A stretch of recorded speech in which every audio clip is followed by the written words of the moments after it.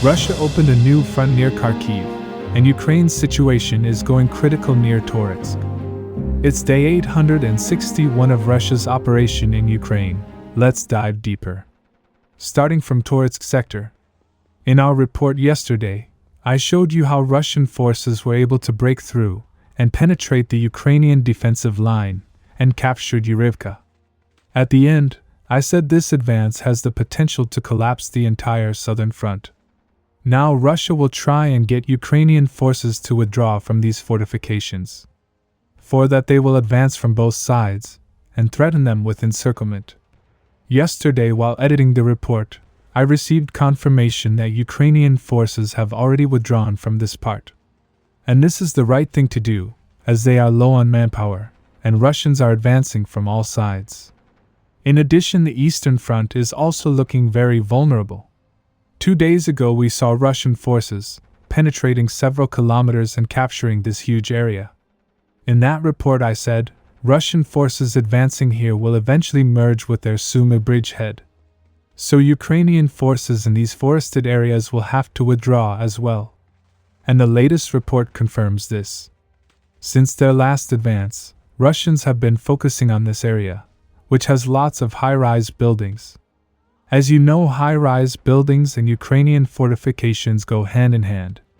And for the last 2 days, Russians have been storming this section. Today it was confirmed they were able to take this area under their control. However, in my opinion, Russians have advanced a little further than this, because recently Ukrainian artillery was striking their assault units around here. It seems like Russia is first planning to take this section, and then storm the high-rise section from 2 sides. This will also give them the opportunity to continue their advance further, while they clear this area.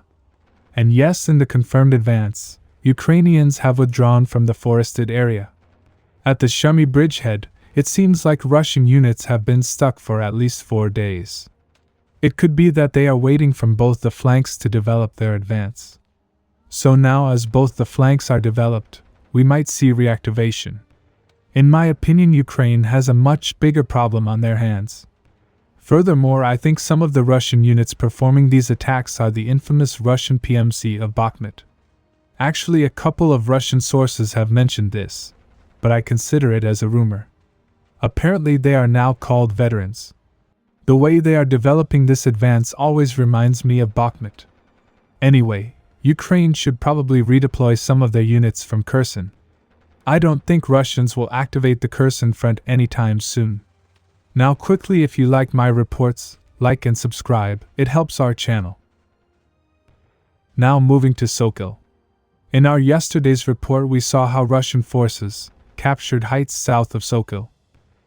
In addition, I also told you that because of this advance, the situation of these 2 villages will be compromised. And it didn't even take 12 hours. As per latest report, Russian forces have taken Voskod under their control.